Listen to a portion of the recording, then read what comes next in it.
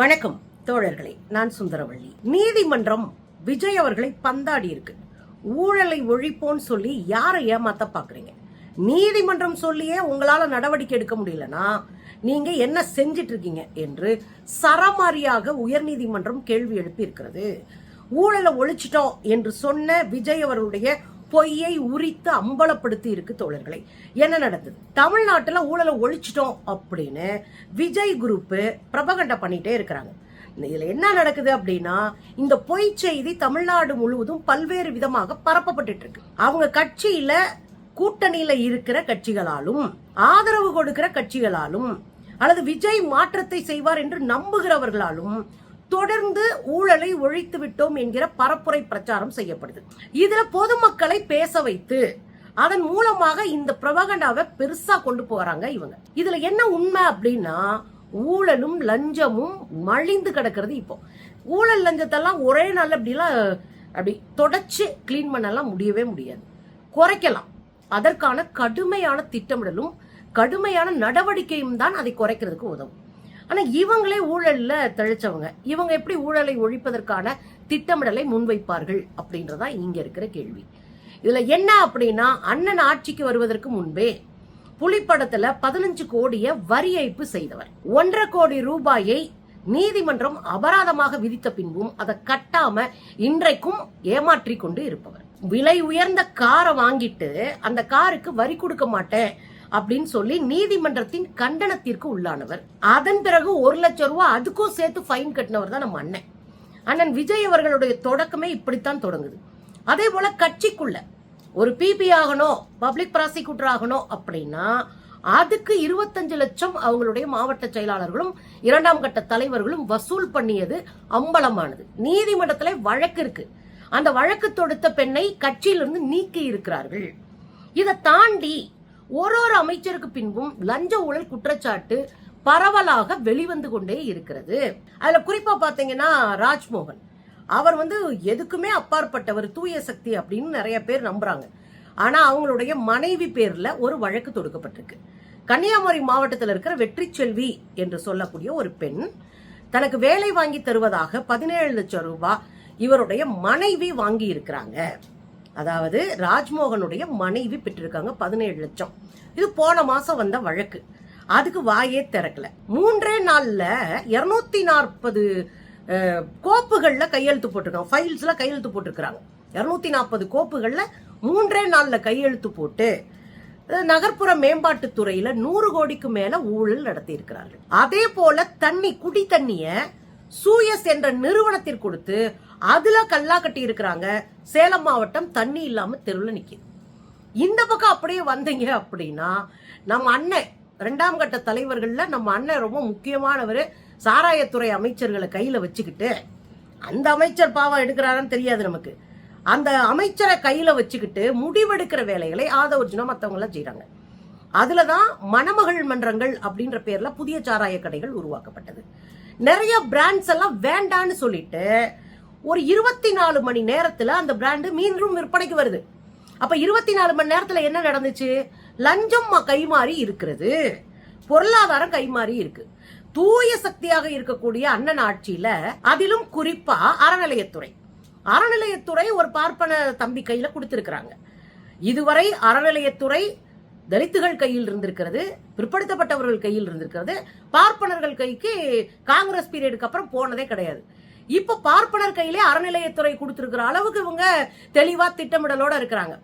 இந்த தம்பி ஏற்கனவே கோயில் சொத்து மக்களுக்காகவே அப்படின்னு RSS உடைய வேலையை வாய் வழியா பேசினவர், நிறைய பதிவுகளை பேசினவர், மேடையில பேசினவர்.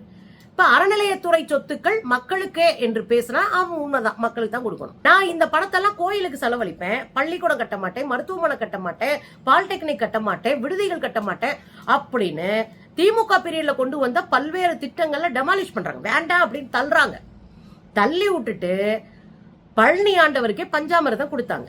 100 கோடி மதிப்புடைய சொத்தை வேற 2 கோடிக்கு வித்துட்டு எனக்கு தெரியாதுங்கன்றாரு. இதுதான் பொறுப்பில்லாதத்தனம். ஒரு அமைச்சர் பொறுப்பேற்கணும். தன் துறையில் நடந்த பிரச்சனைகளுக்கு, திருட்டுக்கு பொறுப்பேற்று அதை சரி செய்யணும்.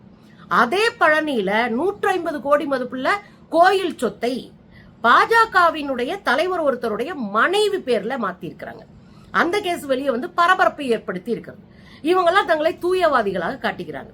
அதே போல அண்ணன் மேடையில பேசுறாரு, லஞ்ச லாவண்யம் யாராவது கேட்டா கொடுக்க முடியாதுன்னு சொல்லுங்க, கொடுக்காதீங்க அப்படின்னு முதலமைச்சரா இருக்கக்கூடியவரே சொல்றாரு. இதுல என்ன வேடிக்கைன்னா, உண்மையில விஜய் என்ன சொல்லியிருக்கணும், லஞ்ச லாவண்யம் கேட்டு வாங்குறவன் வேலை போயிரும், லஞ்ச லாவண்யத்தை கையில எடுக்கிற ஆட்களை காலி பண்ணிடுவோம், துறையில இருக்க விட மாட்டோம், தூக்கி போட்டுருவோம் அப்படின்னு மிரட்டல் விட்டுருக்கணும்.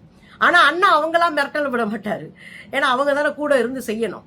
ஆனா அண்ணன் யாருக்கு மிரட்டல் விடுவாரு, மக்களை வந்து மூளைச்சலவை செய்வாரு. லஞ்ச லாவண்யத்தை வேண்டான்னு அண்ணன் சொல்லிட்டாரு, கொடுக்காதீங்கன்னு அண்ணன் சொல்லிட்டாரு, வாங்காதீங்கன்னு அண்ணன் சொல்லவே இல்லைன்றத மக்களுக்கு புரிய வைக்க முடியாது. இதெல்லாம் தாண்டி அண்ணன் சொகுசு அலுவலகத்துக்கு போறாரு. 10 மாடி கட்டடம் சொகுசு அலுவலகத்தை மாத்துறாரு. இதுவரை இருந்த முதலமைச்சர்களுடைய அலுவலகத்துல இருந்து அவர் வேறொரு அலுவலகம் மாறுறாரு. அந்த அலுவலகத்துக்கு நெருக்கி 5.5 கோடிக்கு மேல செலவு செய்யறாங்க. அந்த 5.5 கோடி டெண்டர் விடுவதற்கு முன்னாடியே அந்த வேலைகள்லாம் கிட்டத்தட்ட பாதி முடிஞ்சு போச்சு. இப்பதான் டெண்டருக்கு ஆள் தேடிட்டு இருக்காங்க. அப்ப இதுவரை யார் பண்ணா? அப்போ ஒரு அரசு நிறுவனம் தெளிவா டெண்டரை எடுத்து அதுக்கப்புறம் செயல்பட தொடங்கணும், அதுக்கப்புறம் வேலையை ஆரம்பிக்கணும். ஆனா வேலையை ஆரம்பிச்சு பாதி முடிச்சுட்டு டெண்டர் விடுறோம்னா யாரை ஏமாற்றுறீங்க, உள்ள என்ன நடந்துட்டு இருக்கு? இதெல்லாம் தாண்டி இன்னொரு முக்கியமான விஷயத்துல நம்ம அண்ணன் சிக்கி இருக்கிறாரு. இன்னொரு டெண்டர், என்ன டெண்டரு? நம்ம போக்குவரத்து துறையில நடத்துனர்களை, அதாவது கண்டக்டர்ஸ நியமிப்பதுல SS என்டர்பிரைசஸ் என்ற உத்தரப்பிரதேசத்தினுடைய ஒரு நிறுவனத்திற்கு அண்ணா வந்து வாய்ப்பு கொடுத்திருக்காரு, நீங்களே செய்யுங்க அப்படின்னு. உத்தரப்பிரதேச நிறுவனத்துக்கு வாய்ப்பு கொடுத்தா நம்ம சகோதரர்கள், வட இந்திய சகோதரர்கள் பூரா உள்ள வந்துருவாங்க. அரசு வேலைகளுக்குள்ள நமக்கு என்ன நம்பிக்கை? இப்போதைக்கு நம்ம வந்து ஒரு சாதாரணமா ஒரு ஒப்பந்த தொழிலாளியா உள்ள போனாலும் நாளைக்கு கொஞ்ச நாள் வேலை பார்த்தோம்னா பெர்மனன்ட் ஆயிரலாம் அப்படின்ற ஒரு சின்ன நம்பிக்கை இருந்தது.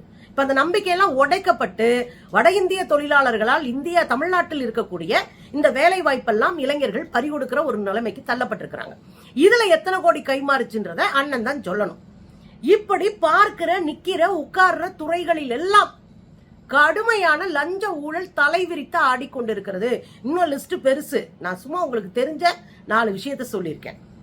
அப்ப இந்ததெல்லாம் வந்து சரி பண்ணாம லஞ்சத்தை ஒழிப்பதற்கு நாங்கள் நம்பர் கொடுக்கிறோம் அப்படின்னு கொடுத்தாங்க, வாட்ஸ்அப் நம்பர் கொடுத்தாங்க.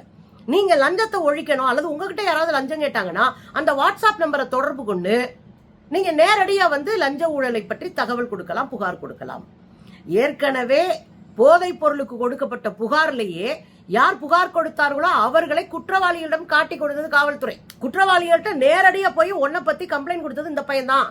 அதனாலதான் இங்க வட சென்னையில தனுஷ்ன்ற சின்ன பையன், ஸ்கூல் பையன் அடித்தே கொலை செய்யப்பட்டார். அதனாலதான் அங்கே அமுதன், கல்லூரியில படிச்சுட்டு இருந்த 3ஆம் ஆண்டு படிச்சுட்டு இருந்த சின்ன பையன் அமுதன் படுகொலை செய்யப்பட்டார். அப்போ எந்த விஷயத்தையும் நேர்மையாக மறைச்சு வைக்க முடியாத நம்முடைய காவல்துறையை நம்பி ஒரு வாட்ஸ்அப் நம்பர் கொடுப்பாங்களாம். அதுல நம்ம கொடுக்கிற அத்தனையும் எடுத்து பயங்கரமா வேலை பார்ப்பாங்களாம். இந்த சூழ்நிலையில தான் ஒரு வழக்கு வருது நீதிமன்றத்துக்கு, உயர் நீதிமன்றத்துக்கு. தொண்டி எங்க இருக்கு அப்படின்னா ராம்நாத் டிஸ்ட்ரிக்ட்ல இருக்கு. தொண்டி பேரூராட்சியில ஒரு லஞ்ச லாவண்ய பிரச்சனை வருது.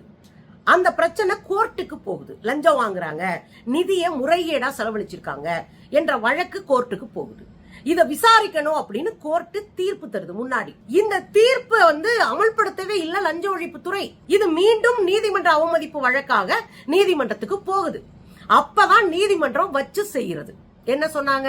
தொண்டியில இவ்ளோ பெரிய விஷயம் நடந்திருக்கு, நிதி மோசடி நடந்திருக்கு, நீதிமன்றம் உத்தரவிட்டிருக்கு. அதுக்கு பிறகு லஞ்ச ஒழிப்புத்துறை நடவடிக்கை எடுக்கல. லஞ்ச ஒழிப்புத்துறை எஸ்பியா இருக்கக்கூடிய ராஜாராம் மீது அவமதிப்பு வழக்கு தொடுக்கப்பட்டிருக்கு. இந்த வழக்கு நீதிமன்றத்துக்கு போகுது.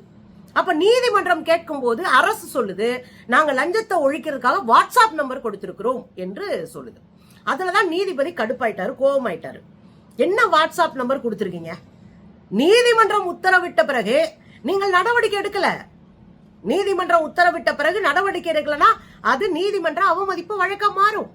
அதுக்கே பயந்து நீங்க நடவடிக்கை எடுக்கலன்னா வாட்ஸ்அப்ல வருகிற ஊழலையோ அல்லது லஞ்ச லாவணியத்தையோ கொடுக்கிற கம்ப்ளைண்ட்ஸ்க்கு நீங்க என்ன வேலை பார்த்திருப்பீங்க என்று நீதிபதி கேட்டார். நியாயமா இல்லையா? நீதிமன்றம் சொல்லி நீ கேட்கல, நியாயமானதுக்கு நீங்க வந்து கேட்கலாம். சரிங்க, நீங்க லஞ்ச ஒழிப்பு துறையில பயங்கரமா வேலை பாக்குறீங்க, வாட்ஸ்அப் நம்பர்ல வந்த புகாருக்கு என்ன நடவடிக்கை எடுத்தீங்க? பதில் சொல்லணும்ல. ஒன்னும் எடுக்கல.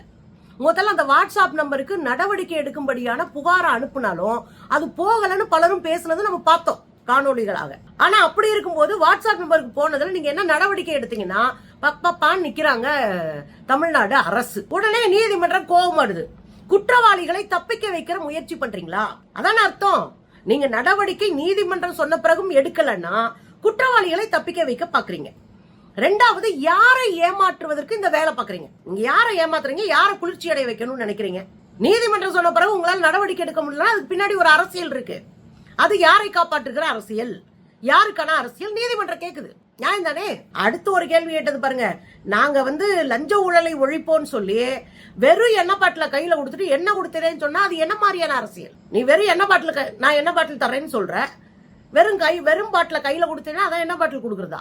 அது மாதிரிதான் இருக்கு உங்க நடவடிக்கை அப்படின்னு நீதிமன்றம் போலேன்னு கண்ணத்துல போட்டிருக்கு. ஆக மொத்தம் இந்த நம்பர் கொடுக்கறது, வாட்ஸ்அப்ல நீங்க புகார் தரலாம்ன்றது, இது எல்லாம் பொதுமக்களை ஏமாற்றுகிற வேலை அப்படின்னு வெளிப்படையா சாடி இருக்காரு.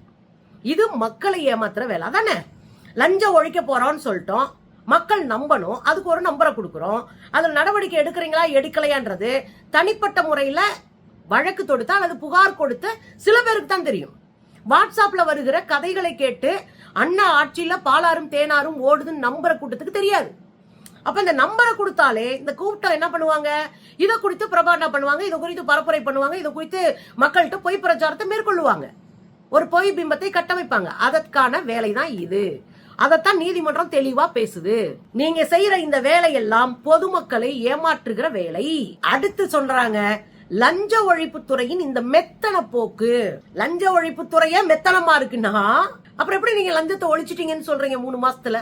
நீதிமன்றம் கேக்குது. லஞ்ச ஒழிப்புத்துறையின் மெத்தன போக்கு கண்டிக்கத்தக்கது. அப்ப லஞ்ச ஒழிப்புத்துறை தான் லஞ்சத்தை ஒழிக்கிறதுக்கான தனித்துறை. அதுக்கு தான் பல ஆண்டு காலமா இருக்கு. அவங்க கையில கொடுத்து நீதிமன்றமே அவங்களுக்கு ஒரு வார்னிங் கொடுத்து இது செய்யுங்கன்னு சொன்ன பிறகு கூட லஞ்ச ஒழிப்புத்துறை அதன் மீது நடவடிக்கை எடுக்காம குற்றவாளிகளை பாதுகாக்குதுன்னா அது கண்டிக்கத்தக்கது. நீங்க மக்களை ஏமாற்றாதீங்க அப்படின்னு சரமாரியான கேள்விகளால் மிரள விட்டுருக்காங்க தமிழ்நாடு அரசை. இந்த விஷயம் எல்லாம் மக்கள்கிட்ட போகாது. ஏன்னா ஊடகங்கள் மௌனமாக விஜய்க்கான எல்லா வேலைகளையும் செய்து முடித்திருக்கிறது. அதனால நம்மள மாதிரி 1-2 பேர் தான் கத்திட்டு இருக்கோம்.